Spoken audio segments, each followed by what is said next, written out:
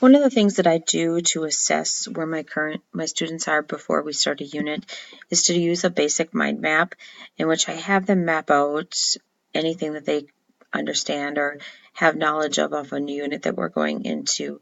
So the unit that we're currently going into is regarding civil rights, and so I just had the students sketch out a mind map of what they knew currently or felt like they were comfortable with regards to civil rights. So if you see the writing that's in, it looks like pencil, those are things that the student came up with on their own without any prompting from me, that as soon as they heard the word civil rights, these were the connections that they made, that they have heard of.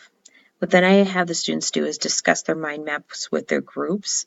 So talking about the things that they have on their mind maps, looking at what their group members have on their mind maps, and then in a different color. So the student used purple pen.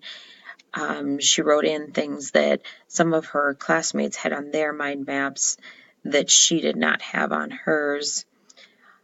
And then the third step in the process is I have them highlight anything that they added to their mind map, but they feel like they're really not comfortable with that topic. So on here, she highlighted boycott, redlining, and then the March on Washington, where she had possibly heard about those things, but just really didn't feel like she was comfortable with them. And the final part of this is just having them add into anything, make notes on here if there's something that they're interested in this particular topic that we can try to make sure that we cover at some point. And so she's just saying more descriptive details on different civil rights activities, and then talking about people beyond Martin Luther King and Malcolm X. So this kind of gives me some baseline knowledge about the interests of my students, what areas of topics are they interested in, as well as some of the connections and vocabulary they may already be comfortable with, and things that maybe they're already a little sketchy on. This doesn't give me necessarily in-depth knowledge into it, but it gives me a basic glance of baseline data that I can use to formulate some of the unit, checking in on making sure they have some understanding in some of these areas, but then also knowing here's where some of their interests lie to try to get some more detailed looks into some pieces of history. This is just another example of a mind map that was done.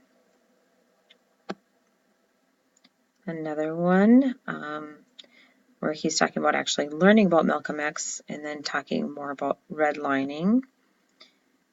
She gets more into detail here. The nice thing I saw on here is that she was bringing in some ideas that we talked about in our human geography class, where we really covered that redlining and different things that happened throughout history with regards to inequality between minorities and the white population.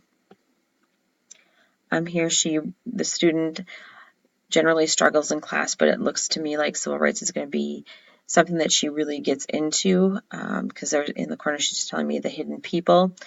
But as we were talking about civil rights today, and students were actually going to her, and she had all these names and all these ideas about civil rights, so I'm excited to work with her on this one, because like I said, sometimes she can struggle in some other things, so it's really neat to see some of these ideas coming out on students.